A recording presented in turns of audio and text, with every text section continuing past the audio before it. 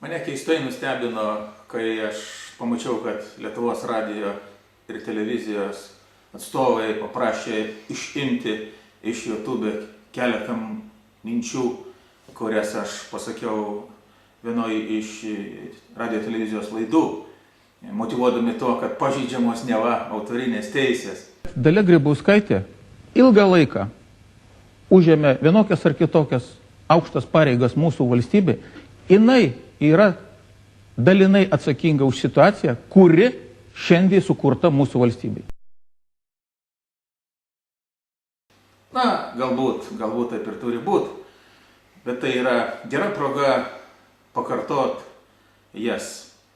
Manau, kad pagrindinis dalykas, kurį turi ir privalo daryti šiandien būsimasis mūsų valstybės vadovas, prezidentas, tai yra sugrąžinti mums visiems patį brangiausią, ką mes turime, mūsų tėvynę Lietuvą. Sugrąžinti iš tų, kurie šiandien ją užvaldė, pagrobė, kurie ją pavogė iš mūsų. Ir kada aš kalbu apie būtinybę sugrąžinti pavogtą valstybę, nebejotinai aš kalbu apie monopolistus, apie oligarchus, kurie užvaldė didžiulę dalį tos valstybės, apie juos, kurie bando užvaldyti mūsų valstybės politinę sistemą.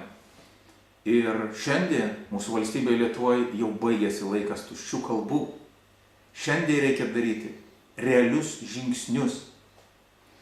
Šiandien reikia jau ne tik įvardinti, kad mūsų valstybę valdo oligarchai, arba kad Leo yra oligarchinio valdymo simbolis, kaip tai daro Dalia Grybauskaitė, čia pat pridurdama, kad tačiau per toli nueita ir grįžti nebegalima. Reikia ryžtingai stabdyti tą procesą.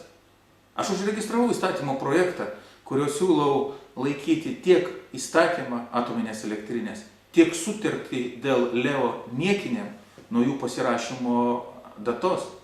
Tam yra ir juridinės, ir politinės, ir moralinės teisės.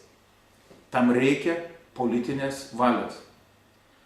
Nežinau, kaip į tai reaguos kiti mano oponentai, tačiau aš pasiryžęs iki galo kovoti už tai, kad panaikinus tą sutartį milijardai litų mums visiems Lietuvos piliečiams būtų sugrąžinti. Manau, kad turėtumėm sudėti taškus ir ant kitos istorijos, Alytaus privatizavimo istorijos, kada 40 milijonų litų buvo pagrobta, pavogta iš mūsų. Maža surasti tik kaltus. Mes turim sugrąžinti tuos pinigus mūsų valstybei, mes turim sugrąžinti juos mums visiems. Nežinau, ar pasirengę tai daryti mano oponentai Dalia Grybauskaitė, kuri tuo metu buvo finansų ministrė ir kaip vyriausybės narys tvirtino tą sandorį, ar Algirdas Brazauskas, kuris kartu su kitais partijos bičiuliais buvo iniciatoriai šitų visų veiksmų. Tačiau aš manau, kad jeigu mes nepadarysime tų veiksmų, jeigu mes nesiimsime tų žingsnių, mes nieko nepakeisim Lietuvoje. Aš pasiryžęs daryti tuos žingsnius, nes kito kelio Lietuvai paprasčiausiai nėra.